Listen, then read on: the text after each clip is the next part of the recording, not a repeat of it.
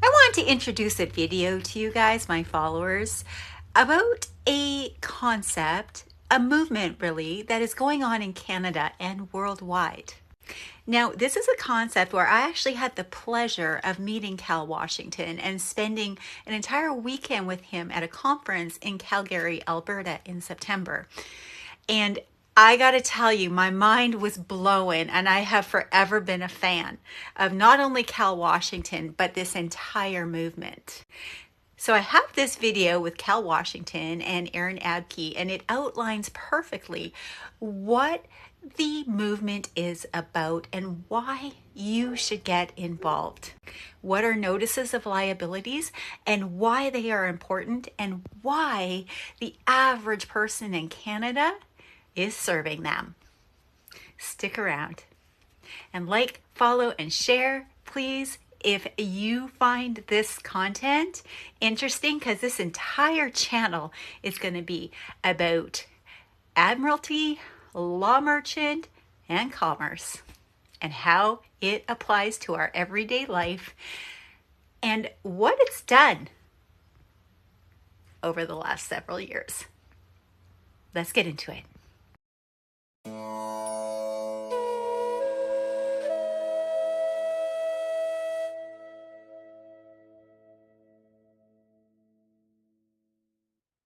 Hello, beautiful beings. Welcome back to the channel.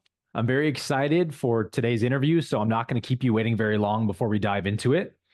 Today, we have Mr. Cal Washington back on for a second interview to discuss the InPower movement, which is something that I know a lot of you participated in last September and got very excited about. So we're going to be talking about the results of the last round of the InPower movement, the first wave, and then also this upcoming wave that's now beginning, and then some more important points about what this process is and how it works. And we're going to get into the juicy details of all of that. So with all that being said, Cal, it's great to have you back on the show, my friend. Thank you for being here today.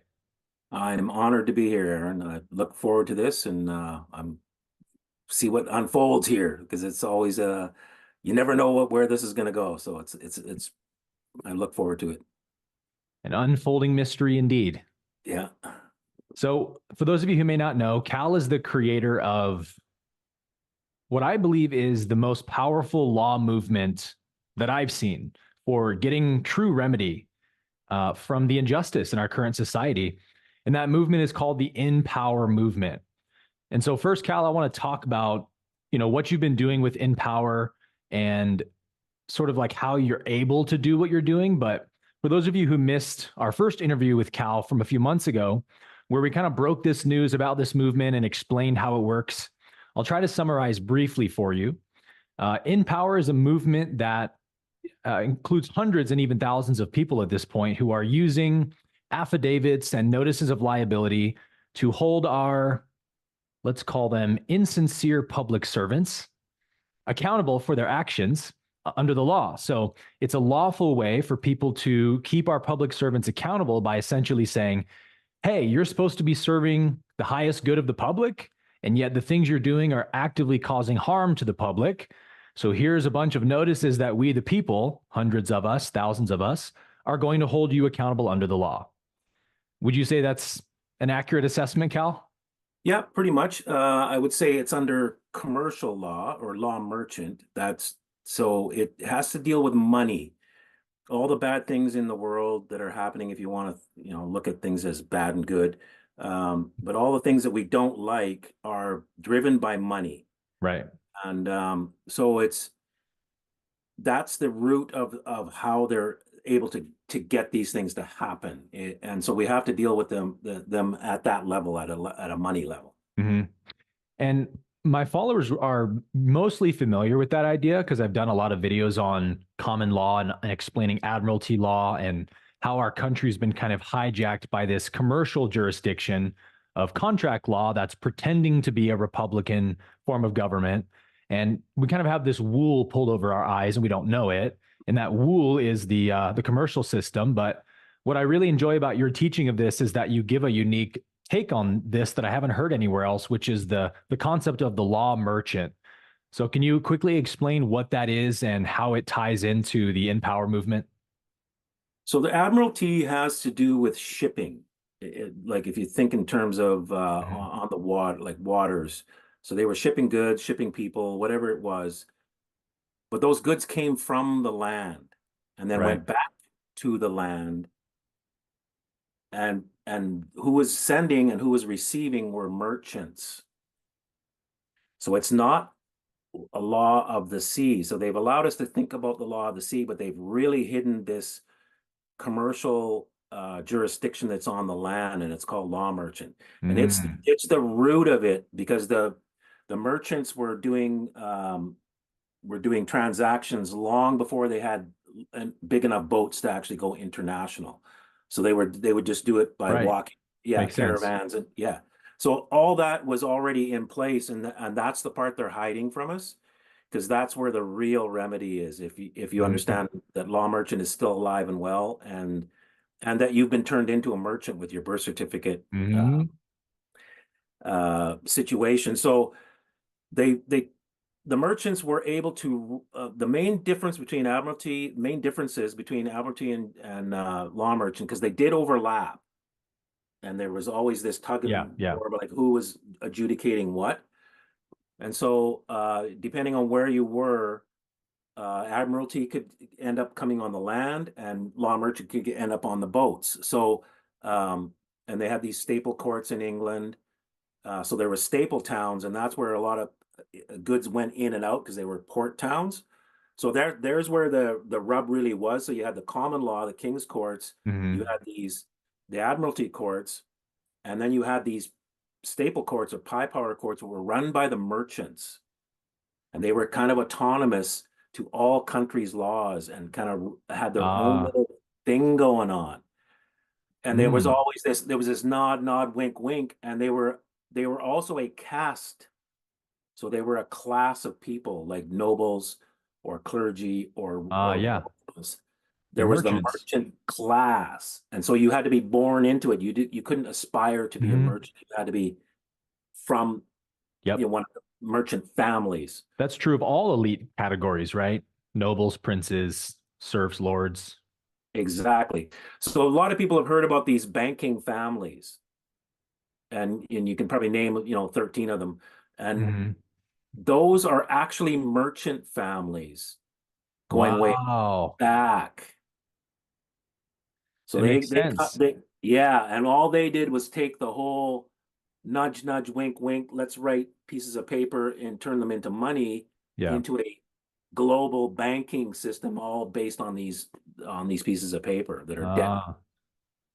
So like back in the days of the Silk Road, for example, Mhm. trade was done. That'd be a law merchant, travel road. This was before banks really existed. Yes, So merchants were like the pre-bankers or the yes, predecessor to bankers. yes. The more I study this and I study the instruments, it becomes clear that these instruments were not being paid, or a majority of them, because it couldn't have been practical. So we're either lied about travel, the way they could travel, or Mhm. communication.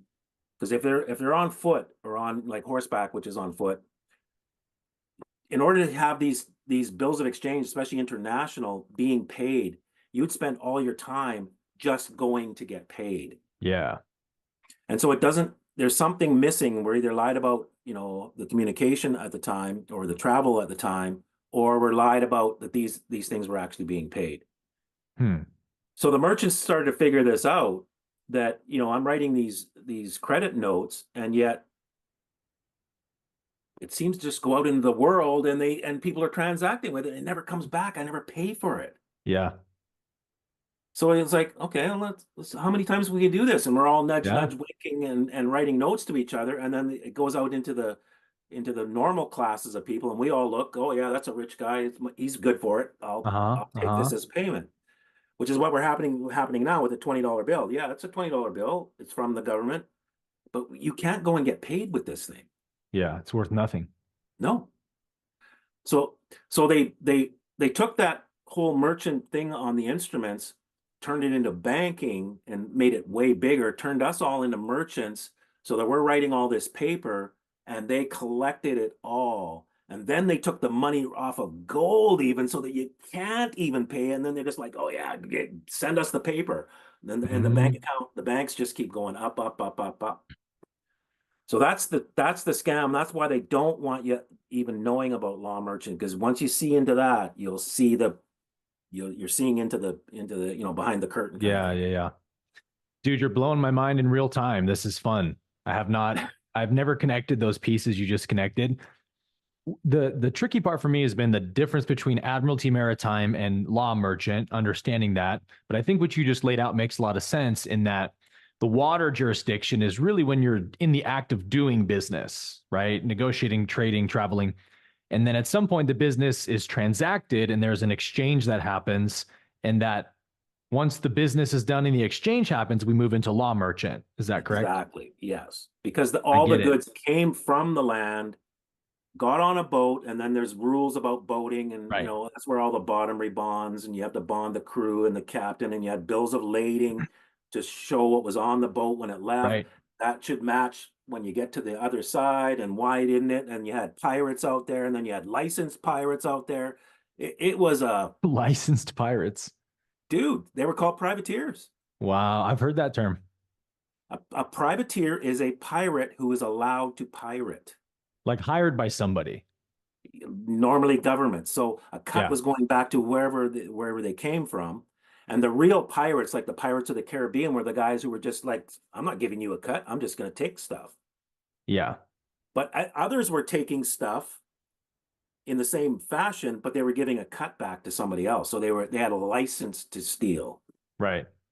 Yeah. We think about those days, the Pirates of the Caribbean days, like the world governments were at odds and are enemies with the pirates, and they're always going to battle with each other. But really, they were just going to battle because the pirates weren't letting in the governments on the cut. Right. Exactly. Just give us some of your money and you can keep stealing from our people all you want. We don't care. Exactly. So when a boat leaves, what happened to the boat? Oh, pirates. What pirates? You see what happens when there's no way to know that boat is going to get there with that crew and that captain. Mm-hmm. The boat itself could disappear. Right. And then it's like, well, what happened? I don't know. Somebody's got to insure all this. That's where all the bonds and the insurance companies popped up, and that whole thing started to blossom. Oh man, I just saw a huge parallel here. So the same thing we're describing with pirates and being hired by governments to go pillage ships in the ocean and stuff. Whenever there's an outlet where resources are being exchanged at a high rate, the bad guys are going to get involved, right? They're going to find a way to profit from that and steal it and hijack it. And it's really no different than what we've seen happening at our border with the open border policy and all the trafficking of children and drugs coming in. We now see, at this point, it's obvious our government is complicit in this trafficking, aiding and abetting it and actually assisting it. And that's because trafficking is a huge business and the government doesn't actually care about it in terms of protecting us from it. They want to make money off of it. So they just got to the point where they're like, we're just going to monetize this directly ourselves. Yeah. That and drugs is like that, and everything else. Like it's always been like this. In Canada, where I live, the first governor here was the governor of the Hudson Bay Company. It was a for-profit corporation, had a monopoly. It was very clear that's what it was. They weren't even hiding it back then. Yeah. The first governor was a cousin of the king at the time. He had been banished for whatever. I've never been able to figure that out. But he was a privateer and a slave trader. That's the first governor. How do you think, and a bunch of his friends, how do you think things went? Pillage, rob, steal, kill, destroy is that's his life. That's who he is. And so that's who's governing the whole thing called, it was Rupert's Land at the time, but it was turned into Canada. They were allowed to make their own laws. They had use of the Royal Navy, all the army, the cannons at their forts. It's like a pirate is running things. Right. That's the unfortunate situation we find ourselves in, is that we live in a world where those kind of people have risen to power. And it's not there's nothing conspiratorial about this. We've seen it happen all throughout history, that people that are that innately hunger for power will find a damn way to get it. And they'll do Yes. anything they need to do to get it. And while you're at home with your family living a good life, they're out there slaving away to find their power. And then by the time they get it, they pretend to be, oh, I'm here on behalf of the people. And we just watch the TV. Oh, cool. New president got elected or whatever. And we're none the wiser to what's really happening behind the curtain in our world. But here's how we can see behind the curtain is that if we have any problem believing that extremely wealthy people, call them elites, whatever you want to call them, if we have any trouble believing that those people have the moral bankruptcy to do these really awful things that we're talking about, that we've seen happen in the world, create crises to profit from, then all we have to do is look at our dense urban cities and look at how the poorest amongst us behave. And what we've seen in these dense urban cities since they've lifted all the crime restrictions is this overwhelming explosion of crime where you can't even go to San Francisco anymore because your car's going to get smashed and grabbed. You know, you can't walk into an Apple store because someone's probably going to rob it in 30 minutes. Like, it's dangerous to be out in the public in these cities because so much crime is rampant everywhere. And so are you telling me that those poor people who are stealing an iPhone from the Apple store and Target and whatnot wouldn't do the same awful things that the elite billionaires do with their money to gain more of it? We're seeing it happen right in front of us. So it's not a rich people problem. It's a human problem. It's a consciousness problem. It's a spiritual problem, ultimately. Yes. And, you know, they've done studies where people who are like considered sociopaths or even psychopaths, they gravitate towards the power positions. Of course. And they are ruthless to get there. So the fact that we have these sort of, you know, top-down governments, they're going to be attracted to those spots. They like to be in those positions. And even in the entertainment industry, it's the same kind of thing. It's look at me, I want, you know, like, right. So you end up attracting people who are not of the normal, like they have there's an issue with them, and those type of people gravitate towards those positions. So you're going to have a higher percentage of that in those positions, and it's clear that that's what's going on. Yeah, and this is why we haven't seen many, if any, you know, enlightened beings running for positions of power in our world, because enlightened beings don't want positions of power. They want to serve humanity. But I think we are going to start seeing, and kind of are seeing, a shift towards more beings of true light who actually want to run for these positions now, not to weaponize the power, but to save the people from the power being weaponized. And we see like an RFK Jr. figure, for example, is to me a huge leap forward in terms of the quality of candidates for president. And I think he's the clarion call of this new wave that we're going to start seeing in our world of very spiritually enlightened people that are genuinely authentic, running for big positions in office, because now there's actually like an important reason to do so, right? Yeah, definitely. No, it's great to see. You know, I don't know, it's a big monster, and it's like trying to, you know, add your teaspoon to the ocean, but you know, at least it's something. Don't just sit back and do nothing. Like I applaud anybody that's going to try and do anything, really. Yeah. Agreed. I'd say to my friends all the time in the common law space that I don't vote for presidents. I don't believe in voting in that sense. But if I saw a candidate that I thought truly had a chance to make it into office, like an RFK Jr., who really is truly going to make huge changes and wants to at least hold that position, if for no other reason than to protect the public from a bad person holding it and weaponizing it. But not only that, but to use it for good. It's like, look, we're stuck with this faulty system, whether we like it or not. I know Canada's a bit different, but we're stuck with this faulty system. And while we're stuck with it, we might as well try to use it for the light rather than just let it be used by the darkness. So I might actually, you know, put in my voter registration and vote if that happened. Wow. And then cancel it, of course, right away. Yeah. But just because I think there's nuance to this, you know? Yeah, I don't agree that we're stuck with this thing. I think it's, you know, I think the whole thing is by claim, and we're not claiming our rightful position in this thing. And certainly, I think we can turn the tables on this. from a spiritual level, because we do have the highest claim. We're just not acting like that. So that's true. When InPower is built to help create that, or help transition it at least. And so I think it's all a money-based system. Like money is what's driving everything. No doubt. And once we deal with the money and balance that, who has the money, because whoever has the money is really in control of what's happening in the earth at this point, because it's just the way it's structured.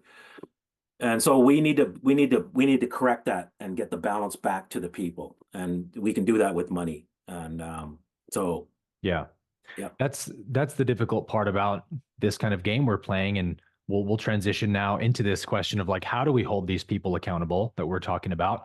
But this is the challenge of the game we're playing. Is it's like we're all sitting at this Monopoly board playing Monopoly, and the consequences are very dire to losing this game. You're going to go to prison. You're going to be poor and destitute. And we're all trying to play this game to survive. But we see a few guys in the corner with a Monopoly money printing machine, just printing off stacks upon stacks of money. And they're just buying up all the properties. And we're like, hey, they're cheating. And then we get censored and kicked off Instagram and stuff. Like, that's kind of the world we're living in, where to even call out what's happening is not allowed on most public platforms. And on top of that, we're playing with cheaters who are printing infinite money and hoarding it all to themselves. And so even though the wealth is imagined and fake in every way, it's not real wealth in that sense.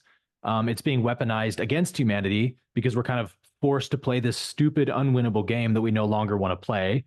So like, how does InPower step in and begin creating change in such a kind of dire situation that we're in?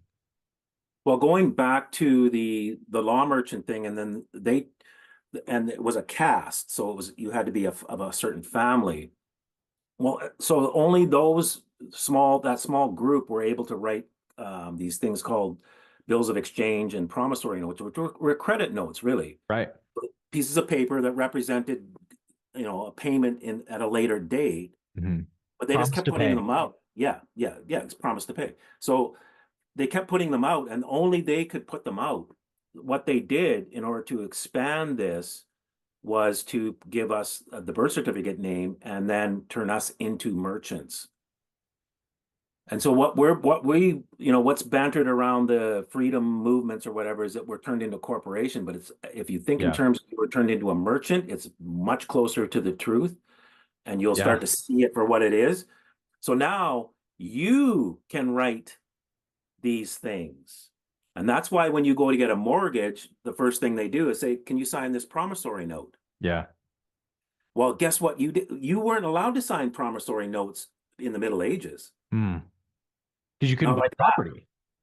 Yeah. So they turn that into money, because now you're a merchant. I see you're a merchant. You got a merchant number, your SSN, and you have a birth certificate, and there's a trust behind you. So I feel safe. You're a registered merchant.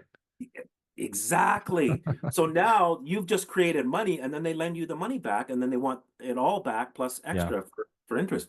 So they just turned that whole thing into a bigger way of creating way more wealth for themselves.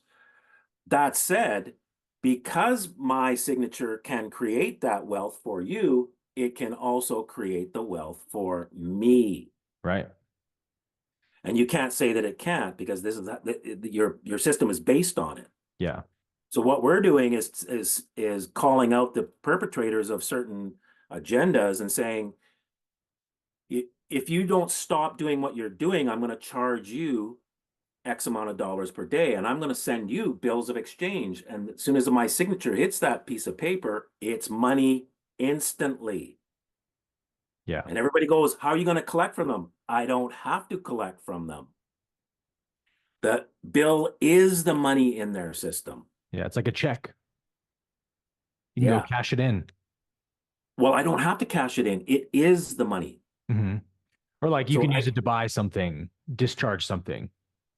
Exactly. So of course they've made the system so nobody recognizes it. They will only recognize certain things, right? So but the actual law of it and how they've amassed wealth is they're collecting all these things that normally wouldn't pass around in the open market, like with us peons, right? So, Mm-hmm. but it is money nonetheless, because they've deemed it so and put it in statutes and all kinds of things. So all we have to do is now take these bills of exchange, turn them into something else that people can spend with, and crypto is the most obvious thing to do, Right. because we can distribute all that wealth back to the people. Yeah. Yeah. Then that's a whole nother problem with the big investors getting involved now, trying to swallow up all the Bitcoin. But we won't get into that. It's a different topic. But there is a solution there potentially. For those people who may not be familiar with the idea of money being fake, and what do you mean, Cal? How can you just create money on a promissory note by signing it? Doesn't there have to be an equivalent store of gold bars to back up that money somewhere? Traditionally, there was until 1933. Yeah. And they said, we're taking money off gold. There is no way to pay for any of these instruments. So they could just write instruments till they were blue in the face. Mm-hmm. But we can too. Yeah, that's the hard part for people to digest. Is like Yes, you can create money out of thin air. In fact, you're doing it all the time. You just don't know you're doing it. exactly. And they're taking the advantage of it. So all I try to teach is, like, you're doing it anyway. You're like, check your signature, because you're probably creating money. Yeah. I mean, I can show you in the Bills of Exchange Act, a blank piece of paper with a signature on it can be turned into a bill of exchange. In other words, the person who gets that can write in whatever amount they want, payable to whoever they want, and it becomes money instantly. Your signature is money. Because they took it off gold. So now they can't complain that you can't make up something out of thin air that is a hard asset. Well, that's why they took it off the hard asset. So they could make it up out of thin air.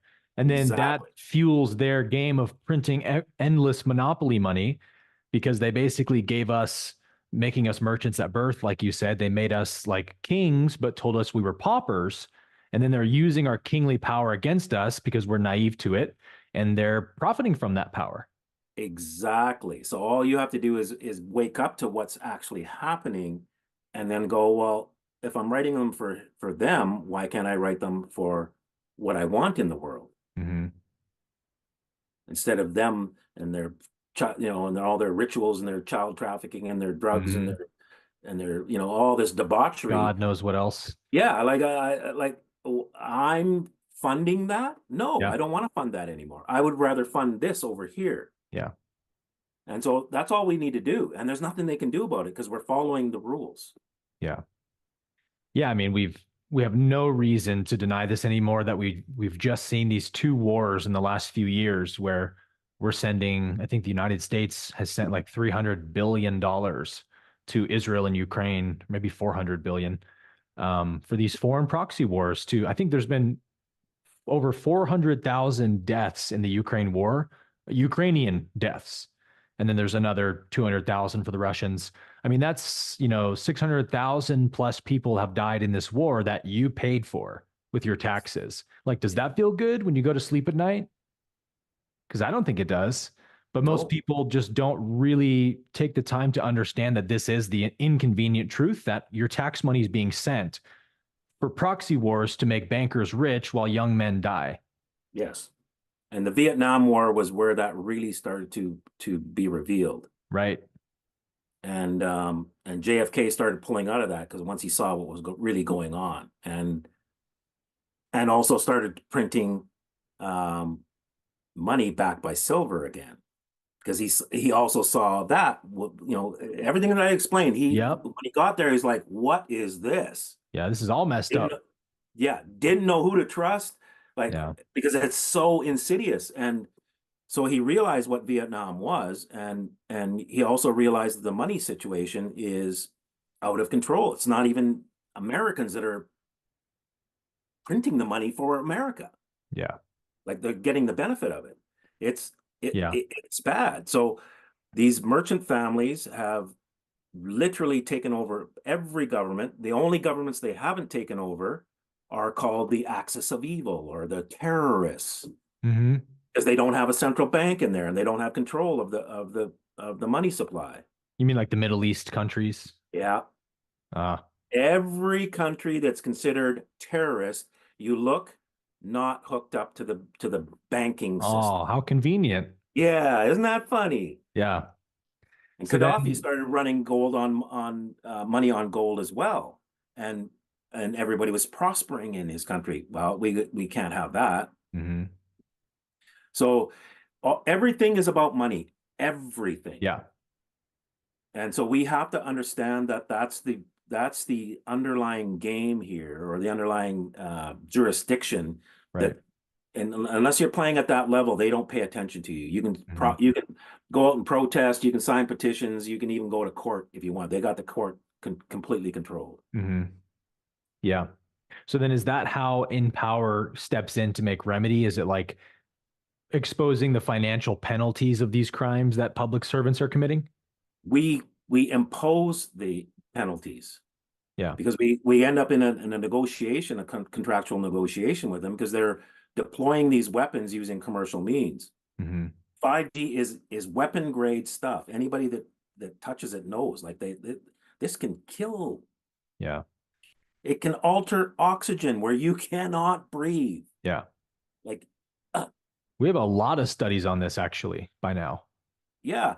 But do you notice? Watch a sports thing. 5G, get there, get on our Mhm. 5. Oh, woo, woo, woo. Oh, this is great. Oh, they're selling it, Yeah. but it's a weapon. Kind of So like something else. exactly. Come and get your donut. Come and Come, get the weapon. Oh, I mean the yeah. yeah, and then you can hug your grandma, and they got these ads that, oh, this is so, oh, you're doing such a good, oh, you're such a good person. It's all sales technique. It's Mhm. all advertising. So it's commercial in scope, but it's weapons in actuality. So we can deal with them on the commercial end. That's all it is. Because they've decided to move these weapons using commercial, getting our agreement. Okay, if you have to get my agreement, I don't agree. And if you keep putting them in here, I'm going to charge you. Yeah. Do we have a deal? Yeah. If you go silent, like you were relying on, then you have agreed. Yeah. And then we start creating these bills of exchange. Tell me they're not money. Tell me. Yeah. What? Give me one politician that says this is not money, and you've just exposed the whole worldwide system, because It's true. it's based on it. Yeah. There's nothing they can do, because this is their system that we're now. Revelation 18 says, take the cup that they've been giving you, fill it double, and hand it back. That's what we're Mhm. doing. I We're, love that we're, verse. we're taking the tail of the snake and putting it in the mouth so it eats itself. Oh, that's such a great analogy. Yeah, you're just using the same corrupt rules against them that they've been using against you. Exactly. And this is the case of human nature, right? Is no thief likes to be stolen from, no murderer wants to be murdered, no abuser wants to be abused. And yet you have to show them the error of their ways so that they will change their ways. And so what we're doing here is not this like, well, I hate you, so I'm coming to get you. No, No. it's like this is unjust and unrighteous. And so I'm going to flip it back on you so you can experience how it feels. And then you may Ex come to my side over here. exactly. This is exactly what we're doing. And if you stop the behavior, I will just tear up the bills. Yeah. It can all just go away. Way, exactly. I love it. I've got the bills, and all I got to do is this, that, and you're free. But Okay, I'm so not gonna let you. I'm not gonna let you poison my children or my grandchildren. yeah, I'm with you on that, man. Every day I look up in the sky here in Austin, it's just a grid of a crisscross pattern of chemtrails. And I'm like, I didn't consent to this. I never agreed that I wanted my sky to be sprayed with these chemicals. Like something about it is inherently feels unjust. And so that's why I was so excited when I heard about your InPower movement, because I understood these principles of like, we can hold these people accountable. We're not without power. I Yeah, just don't know personally exactly how to do that. And so I've been waiting for somebody to come along. And then, again, of course, you came along last year. I think you started 2 years ago, actually, with InPower, but I heard about it last year and kind of watched this first wave. And I want to talk about some of the results now of what you guys accomplished in the last wave that I believe started in September. Is that right? yeah.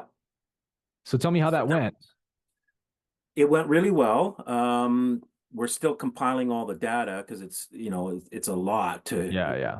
but we had a lot of people step down. So it commensurate with, the percentages. It seems like, the more people do it, the more people step down. Yes. Yeah. So, but we had some notables, three premiers in Australia, and then just a couple weeks ago, the previous prime minister, he was prime minister during COVID, he stepped down. He was still in government. He left. And the biggest one is a royal, and that's the Queen of Denmark. She got 14 notices of liability and abdicated the throne on New Year's Eve. Unbelievable. Yeah. So when you hit a royal, that's big. Yeah. Yeah. It's like in chess, I just took your queen. Yeah. Wow. It's like that. They don't flinch. And the Denmark people are really surprised, shocked, as a matter of fact, because her mantra was, "I will never abdicate the throne. I will be here until I die." And they all liked her. Like she was a likable. So they were like, "What do you mean you're abdicating the throne? That Yeah. was your thing." Yeah. Non-abdication. And now you're abdicating. Yeah. What was it that she was held liable for? Do you know? She had 10 on the smart meters and 4 on vaccinations. 14 okay. people. Yeah. Pushing vaccines on the public and all that. Yeah. Mm-hmm. Great. So, yeah, so that was a big one. We've had lots of CEOs, utility commissioners. It's staggering how many people have stepped down. Wow. The premiers in Australia, I'm not sure how Australia's government form works, but what would a premier be likened to from America's government standpoint? Like a senator or it would be like a state governor. Like they have Australia's like a continent, and then they have 4 or 5 different provinces, for lack of a better word. Okay. But they're really kind of like autonomous countries, similar to the United States. So it'd be like a state, the governor of a state. Wow. So and we've those had of you in America, 3 governors in Australia stepped down. And we had governors in the United States step down as well. No way. Can you talk about that? Yeah, I can. I just got a partial list. So governor of the state of Hawaii, governor of state of Arizona. You mean Katie Hobbs? It says Douglas Anthony for Arizona, Massachusetts, Charles Dwayne Baker. What was the governor's name in Arizona?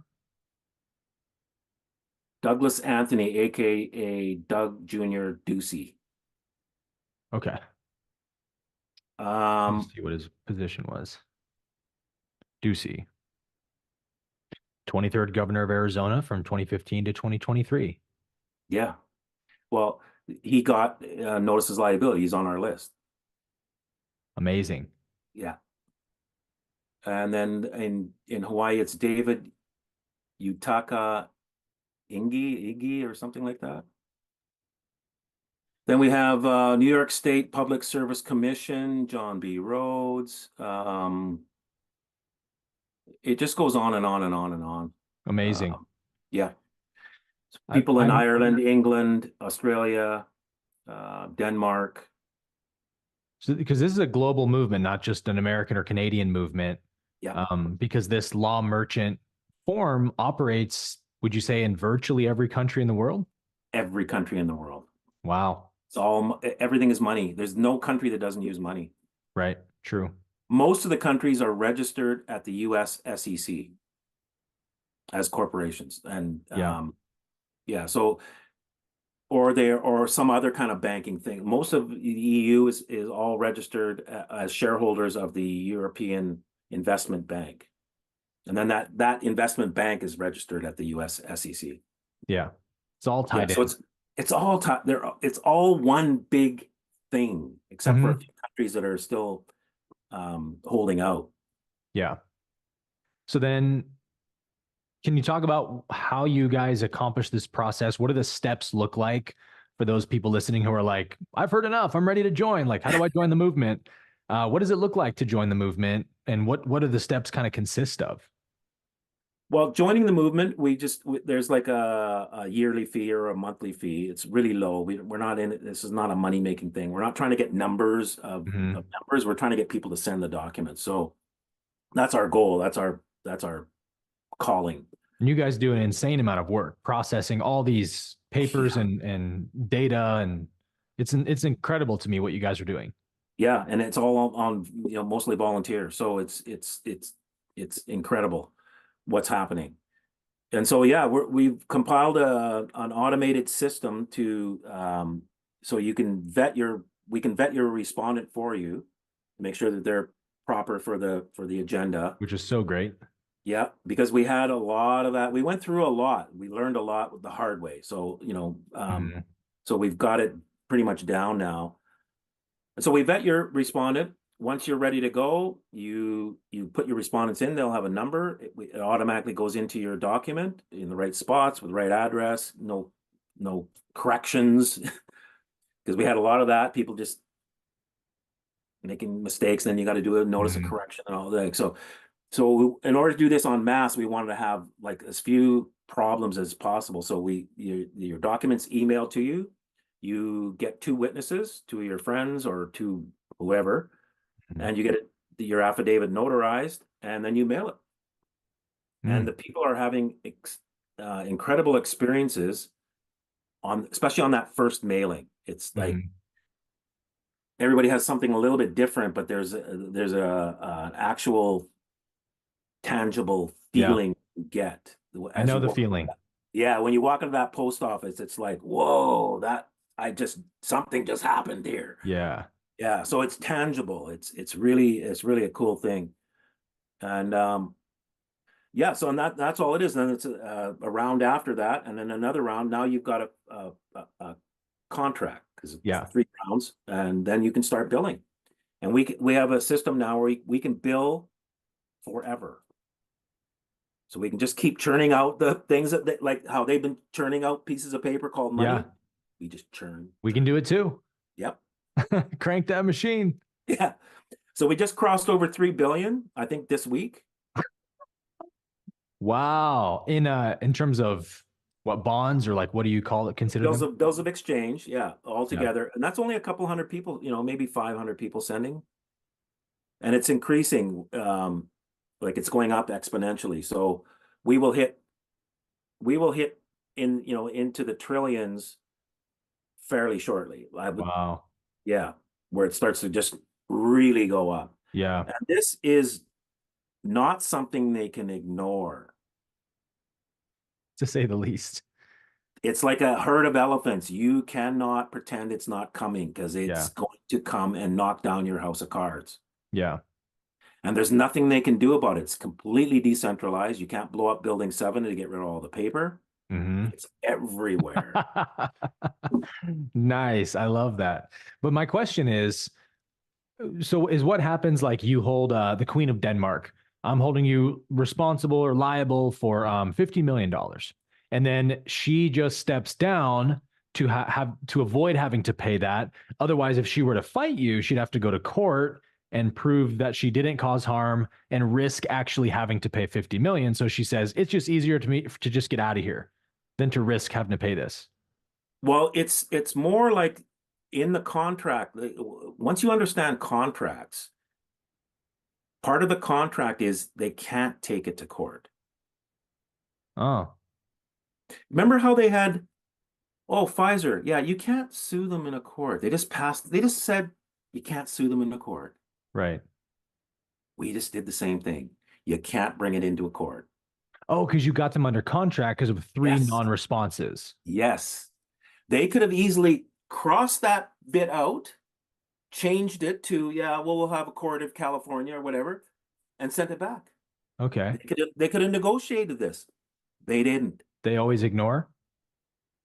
No, you get the pat responses. There's no basis in law for what you're doing. And then the odd time we write back to a lawyer, there's no such thing as law merchant. Oh, really? Why does it say law merchant in the UCC? Sorry that they didn't teach you this in law school, but that's not my problem. That's your problem. For real.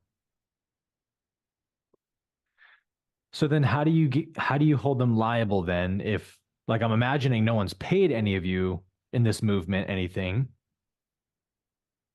If but they there's paid, they would be off. They could continue this because it's we're saying if you right, keep doing this, you're going to. So if they did pay, they could literally lawfully get away with what they're doing, right. but they don't pay. But the bill is the money. Hmm. And that's the part I have to repeat and repeat and repeat. And I It's know it's why. Because tough to get that. because our heads just don't understand that. Like because Yeah. we were never taught it. So the Yeah. bill is the money. It's just a form we're not used to. So how would you use one of those bills to buy something or discharge something? Do you do I that? ca- I can't because the system is built against that. Oh, So because when they I just when won't I let was you. owed 300 million, all their actions told me they owed me 300 million. Like it was Oh yeah. obvious they were running like bugs. Yeah. But could I get that into a bank or into the banking system? Nope. Nope. Nope. Doors were all closed. But that's before or just at the beginnings of Bitcoin. Hmm. So this is going back 15, 18 years. And now we can take all of these things, add them all together, like the 3 billion that we have now, and give it back to the people in a crypto form. How? Because anybody can start a crypto. They've Oh, they've start a they, crypto. yeah. We can have our own crypto Hmm. based on these, and the crypto would go up in value because the bills go up in value every day. There's a daily fee, $20,000, $20,000, $20,000, twenty Hmm. thousand dollars, and so that's Wow. accruing. Yeah, it's it's taking their whole banking system and making them look like paupers, making like you guys are beginners. You're in the you're in the little leagues. You guys think This you is can print money? Just watch how we do watch it. this. Yeah. Hold my beer. My, how the tables have turned, my friend. Yes.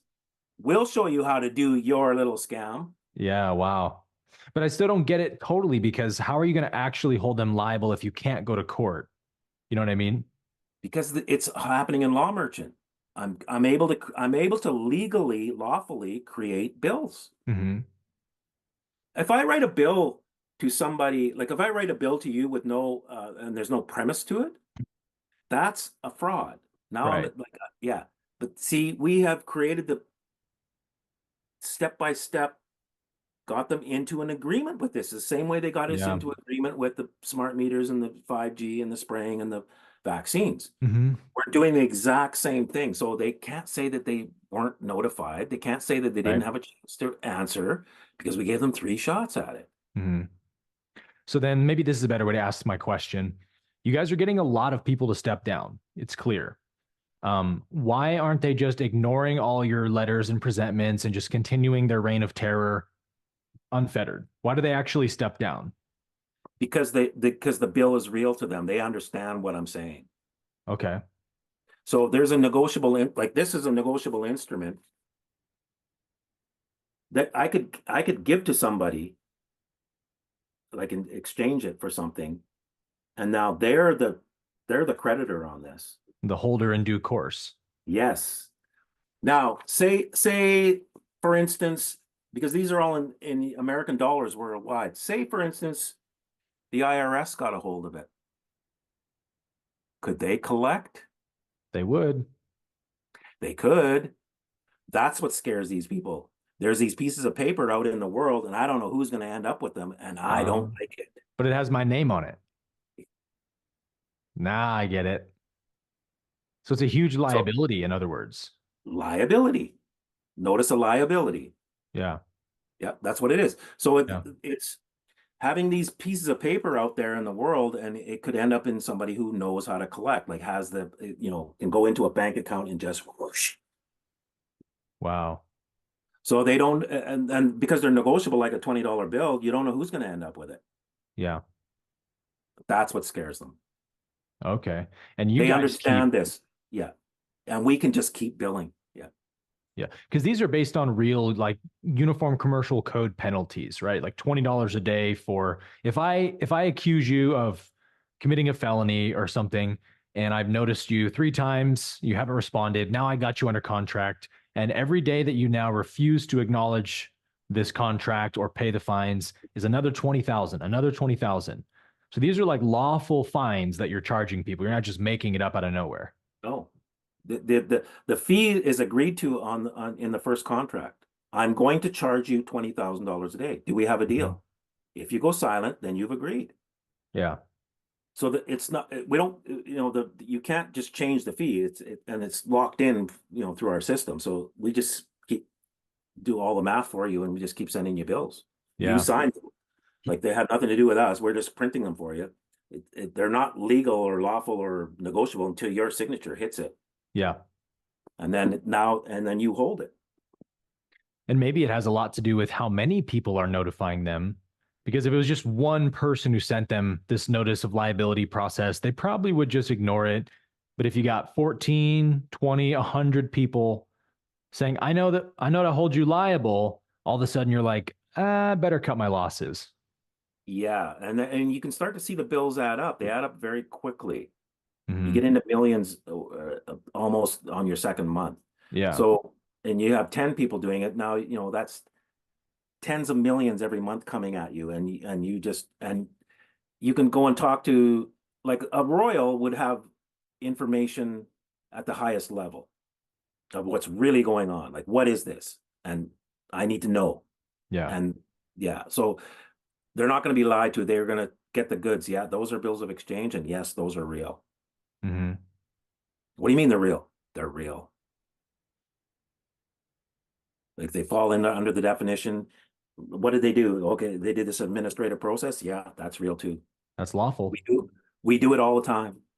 Yeah. Well, let me ask you this then, because you said it's in the contract that you can't take it to court, but you guys aren't writing that in, are you? Yep.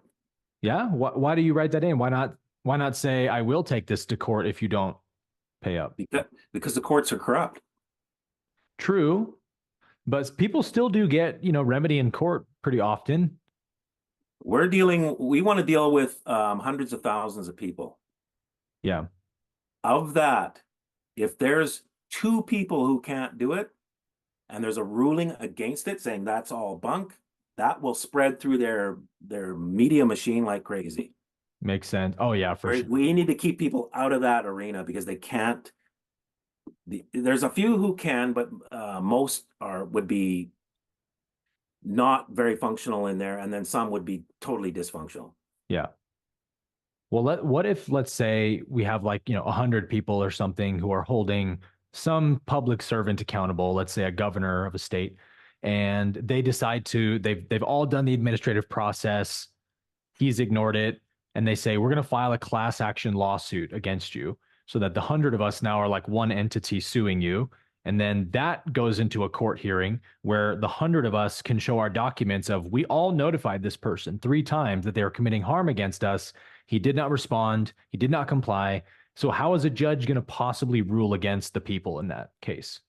Well, number one is we've already done that. This is a judicial. It's not judicial, but it's an administrative process. Right. The judgment's already there. We call it a true bill. That's an indictment. Wow. We don't need their courts. We can do it's of the people for the people. Yeah. It's always been like that. We've relied on them as like, oh, we got to go over to this building because there's some guy in a black robe that understands this better than I do. No, we don't need them.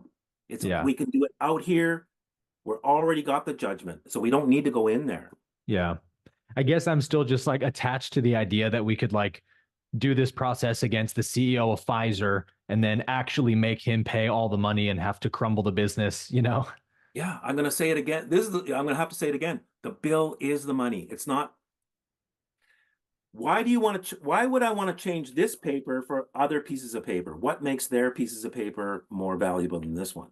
True. Only the fact that people will take that one and not this one. Exactly. But with a crypto, if I could take the value off of this, give it back to the people, not sell it to them. I want to make that clear. So you're backing a crypto with bills of exchange.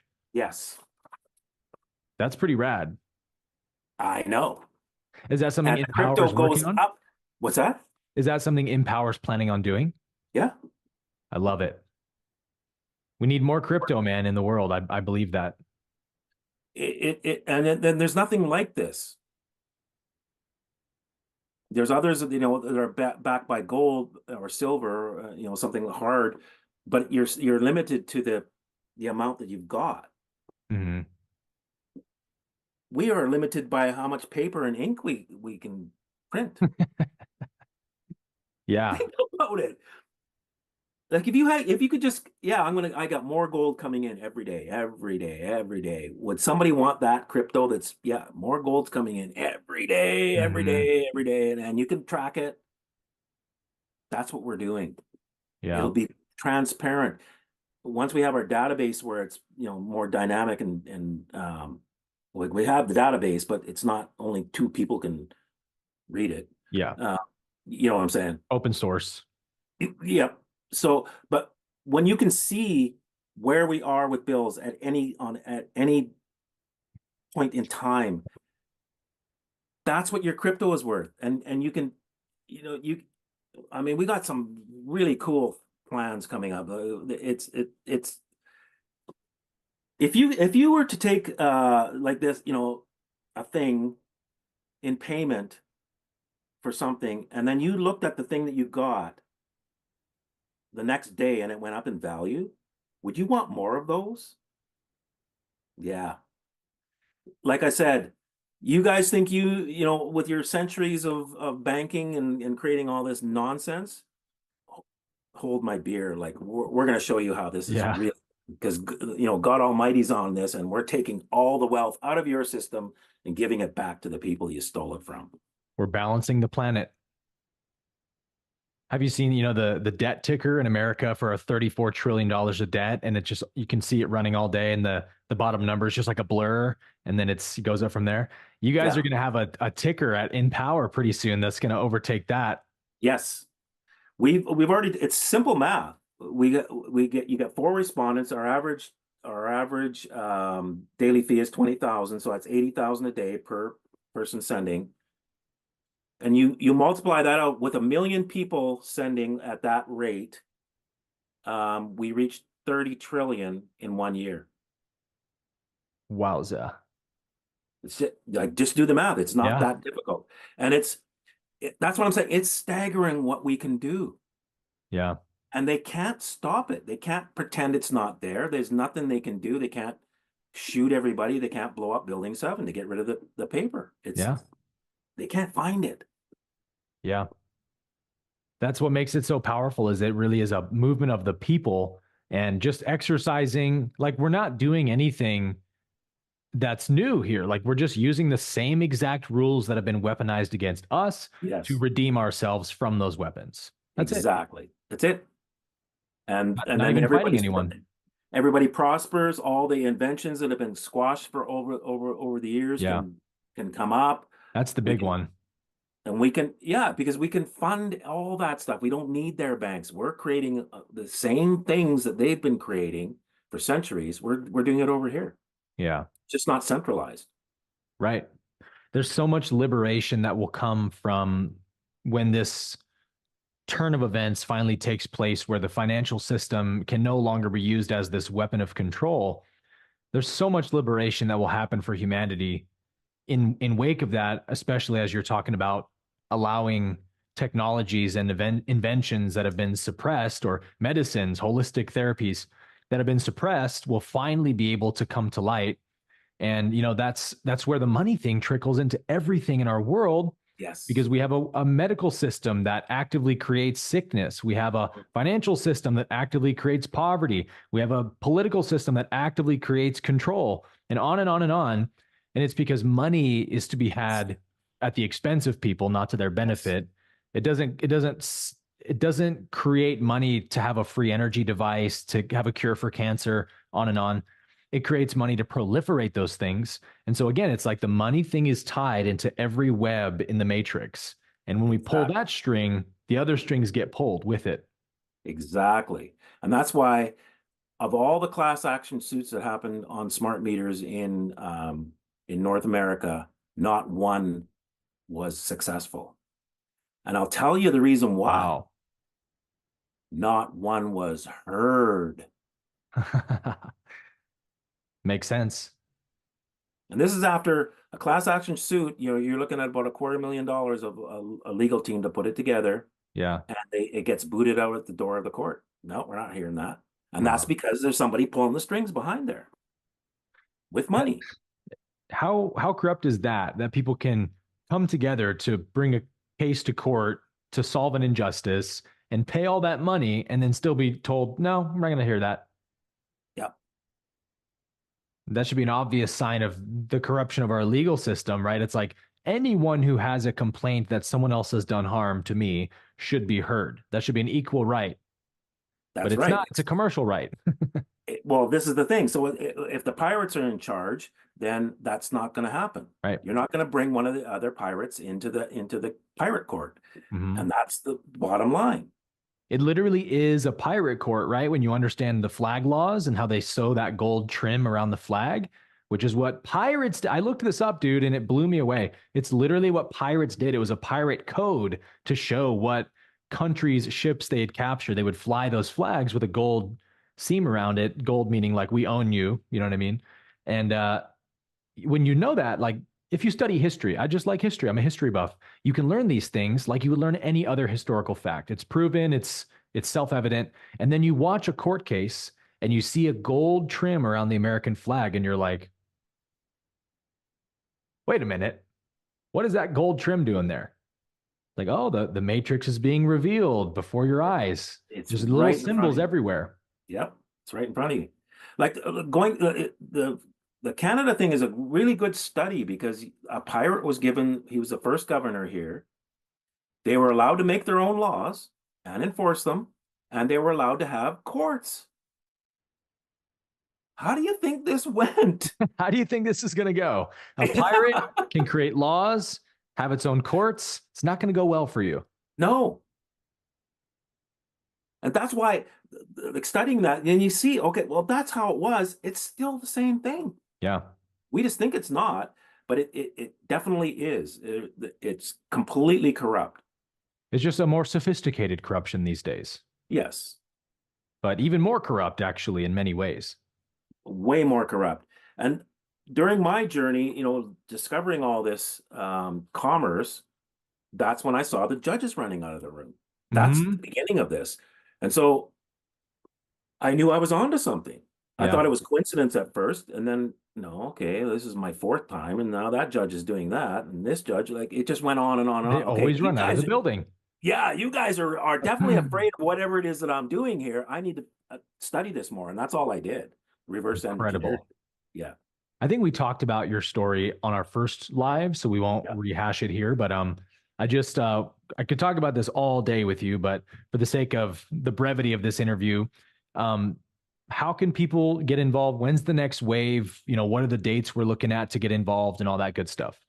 The kickoff is on the 25th, I believe, of this month of February. Okay, coming up Oh, soon. 24th, sorry. Well, that's the end of the week. Yeah, it's this week. So then the first actual meeting would be the Monday after that. So that'd be on the 26th. So that's when the wave starts. Okay.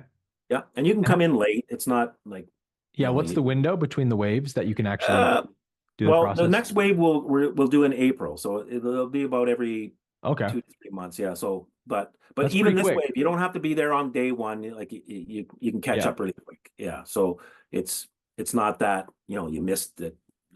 Can people do the whole process in like an afternoon if they want? Or I guess there's 3 letters you have to send, so takes a bit of time.